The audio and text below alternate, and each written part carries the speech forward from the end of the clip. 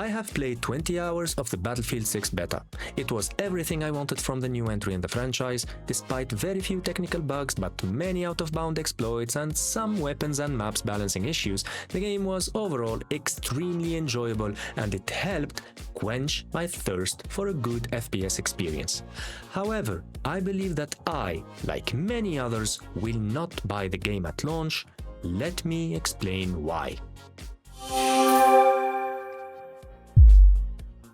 First, let me briefly recapitulate the content of the beta and what we got to test over the 2 weekends. 4 maps were available: Empire State, Siege of Cairo, Iberian Offensive and Liberation Peak, which is by far the map I enjoyed most and coincidentally the biggest map available during the beta.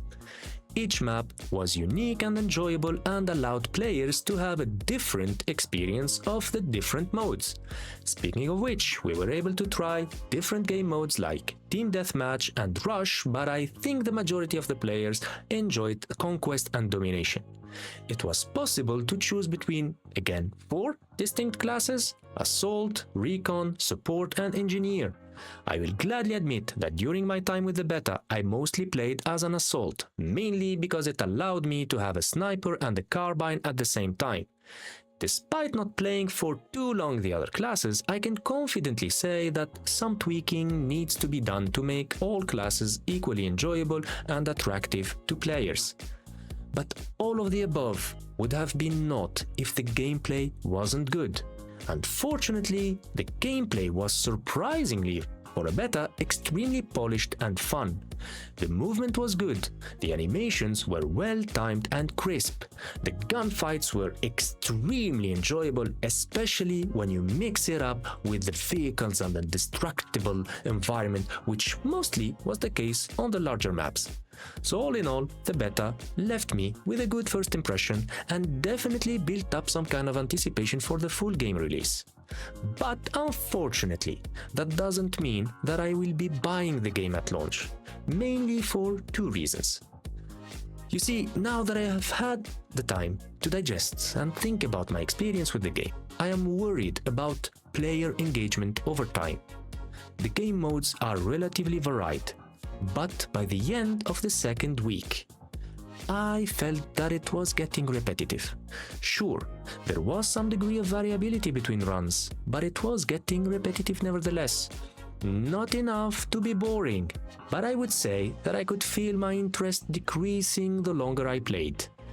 Look, we know it is cyclic, meaning that players get hyped up, then after a while the engagement dwindles, then after a while the interest comes back again. But how long will that cycle be?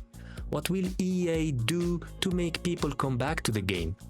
That will be critical, especially if we consider the second reason why I am not pre-ordering or buying the game, which is the price.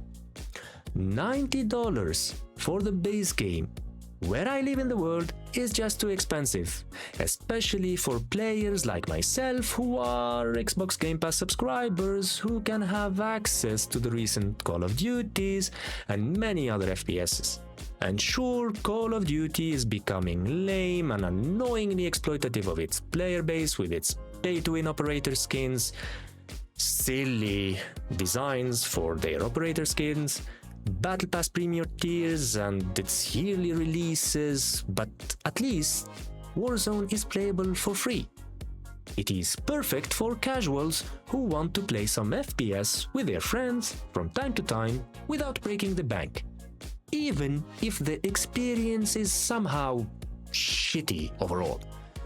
A minimum $90 entry ticket to enjoy the Battlefield experience is just too expensive in today's gaming landscape and economy. I hope Electronic Arts will propose a free mode when the game releases just to keep the hype and increase player count. You can call me cheap if you want, but this is my opinion. The beta was great, and everything is pointing to the game finally being the Battlefield fans were calling for since Battlefield 3. But in a world where Call of Duty, despite all of its flaws, is available as part of Game Pass, and where games like Clair Obscur Expedition 33 and Helldivers 2 only cost $50 while offering a ton of game time and replayability, a $90 base game with no free playable mode is just unacceptable. Your call, EA.